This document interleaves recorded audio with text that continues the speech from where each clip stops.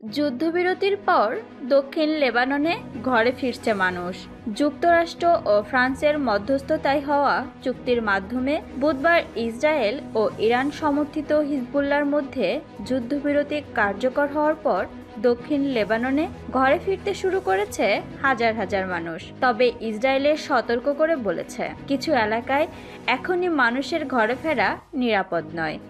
দক্ষিণ লেবাননের টাইর বন্দরে গাড়ি ও ভ্যানে গদি, সুটকেস ও আসবাবপত্র বোঝাই করে নিয়ে স্থানীয়দের বাড়ি অভিমুখে ফিরতে দেখা গেছে। যুদ্ধবিরতির আগের কয়েকটি দিনে সেখানে তুমুল বোমা হামলা হয়েছিল। গত 2 মাস ধরে দক্ষিণ লেবাননে ইসরায়েলের জোর হামলার মুখে অধিবাসীরা বাড়িঘর ছেড়ে পালিয়ে যেতে বাধ্য হয়। যুদ্ধবিরতি কার্যকর হতে সেসব মানুষদেরই অনেকে এখন ফিরে আসছেন।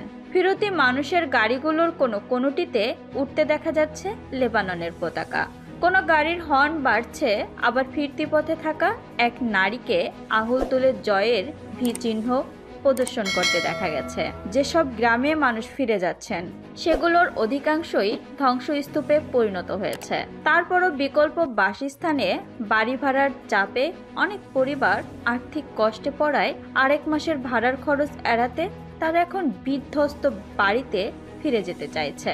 বার্তা সংস্থা রয়টার্সকে এমন কথাই বলেছেন কয়েকজন। তবে অনেকে আবার বিধ্বস্ত বাড়িতে না ফিরছেন পৈতৃক ভিটায়। তেমনই একজন হুসাম আরউদ। বৈরুতের দক্ষিণাঞ্চল থেকে তিনি বাস্তুচ্যুত হয়েছিলেন, আর মূলত তিনি ছিলেন দক্ষিণ সীমান্তবর্তী গ্রাম মাইচাল জাবালের বাসিন্দা। পৈতৃক ভিটায় ফিরছেন তিনি। হুমাস বলেন, ইসরায়েলিরা পুরোপুরি সরে যায়নি, তারা এখনো সীমান্তে আছে।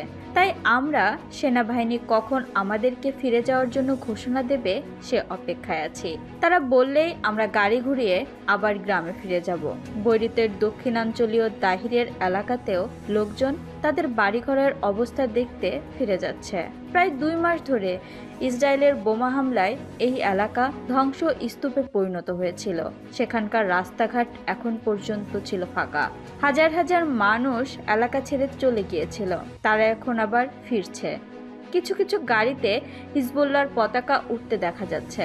দাহিরের কিছু কিছু ভবন এখনো দাঁড়িয়ে আছে, তবে সেগুলো ভেঙে পড়ার ঝুঁকিতে রয়েছে, এমনটাই জানিয়েছেন স্থানীয় কর্মকর্তারা। তারা জানান, এখন কোন ভবনগুলো নিরাপদ আর কোনগুলো ঝুঁকিপূর্ণ তা খতিয়ে দেখার চেষ্টা করছেন বিশেষজ্ঞ ও স্থপতিরা।